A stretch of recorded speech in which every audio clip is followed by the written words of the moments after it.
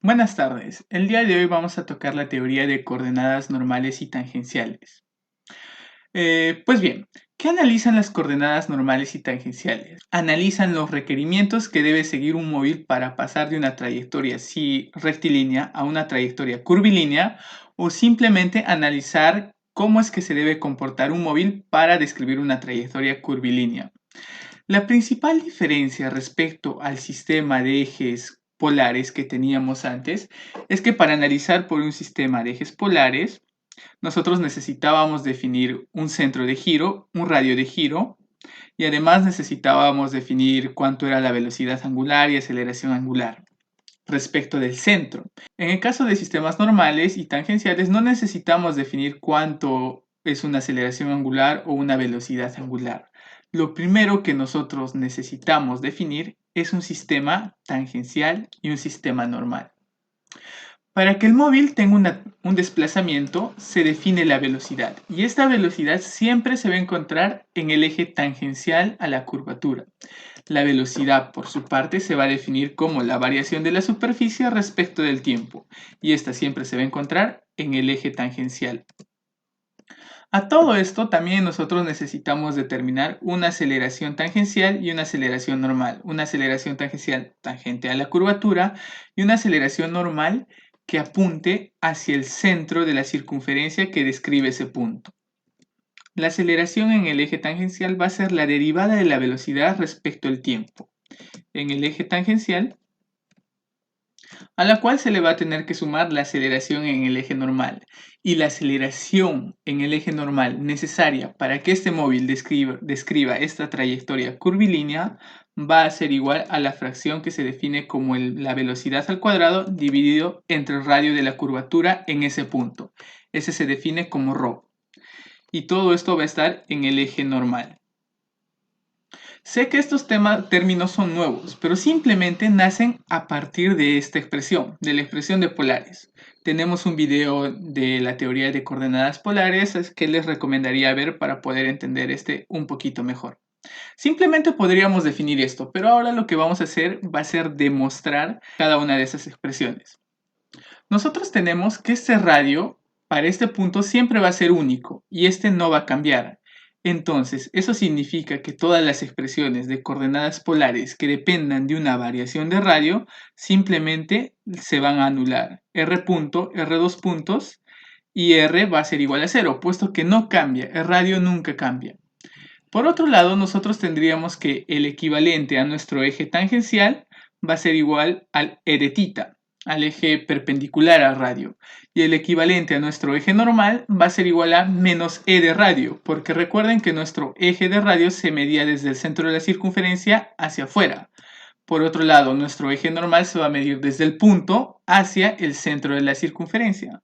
Por lo tanto, nosotros podríamos definir que nuestro eje normal va a ser igual a menos el eje del radio. Entonces, como en el eje de radio la velocidad no se define como una variación de radio, no habría velocidad en esta dirección. Y eso se comprueba porque la velocidad en un sistema de normales y tangenciales únicamente se va a encontrar en el eje tangencial. Por otro lado, tendríamos que esa velocidad va a tener que ser igual a radio multiplicado por la velocidad angular respecto al punto del centro de la curvatura. Pero como nosotros no vamos a utilizar tanto velocidades angulares como aceleraciones angulares, ni variaciones respecto del radio, simplemente expresamos que la velocidad es la variación de la superficie respecto al tiempo en el eje tangencial. Lo siguiente que deberíamos analizar es la aceleración normal. La aceleración normal va a ser la misma que la aceleración que se va a detectar en el eje de radio, pero con un signo negativo. Entonces sería menos la aceleración de radio. Y recuerden que la aceleración de radio en dirección de radio era radio 2 puntos, o sea, la aceleración en dirección de radio, menos r multiplicado por tita 2 puntos. Recuerden que todo r punto y r2 puntos se anulaban puesto que nuestro radio iba a ser constante.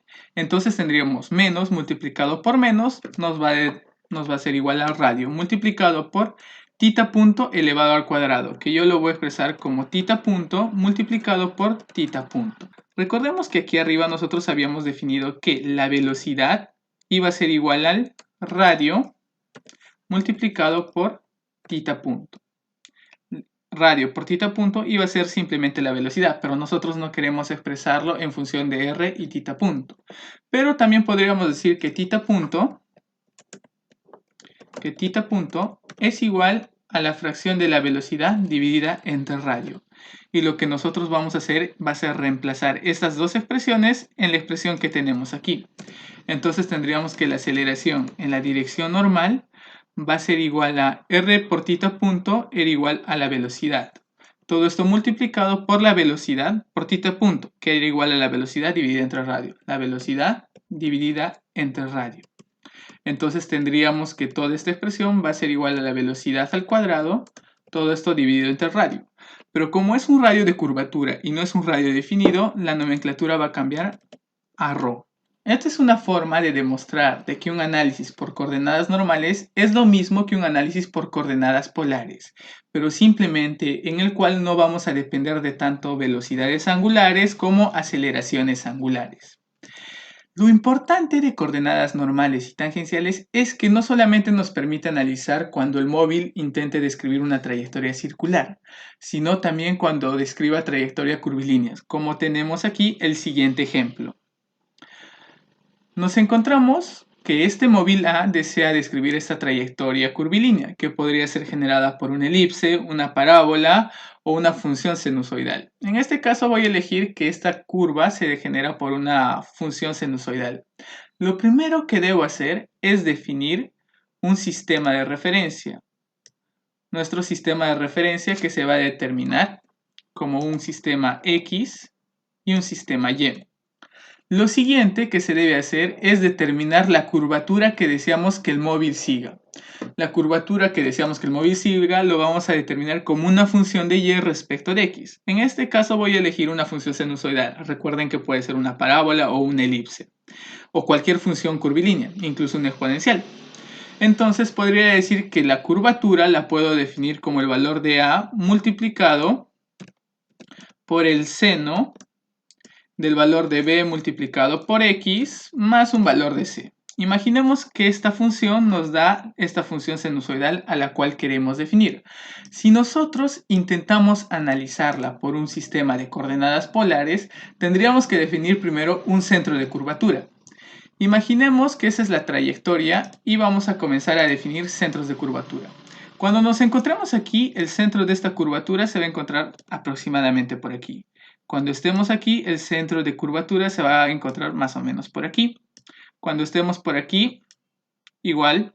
Y cuando estemos en el punto tangente, obviamente se nos va a determinar perpendicular a la curvatura.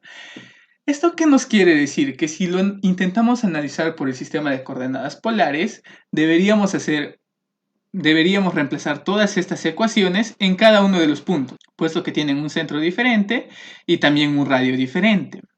Eso implicaría que para analizar toda esta curva nosotros deberíamos hacer infinitas expresiones por coordenadas polares.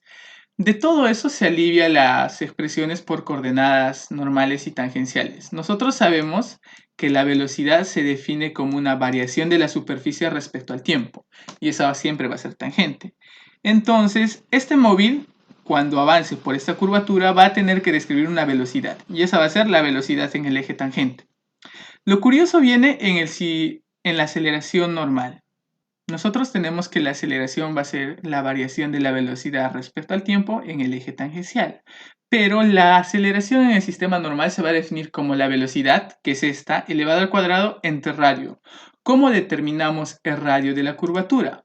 Pues simplemente recurrimos a una fórmula determinada por análisis matemático 2, donde nos dice que el radio de una curvatura en cualquier punto va a ser igual a la derivada en ese punto de la función que describe la curvatura, la derivada primera elevado al cuadrado más 1, todo esto elevado a la 2/3, dividido entre la derivada segunda en ese punto de la función.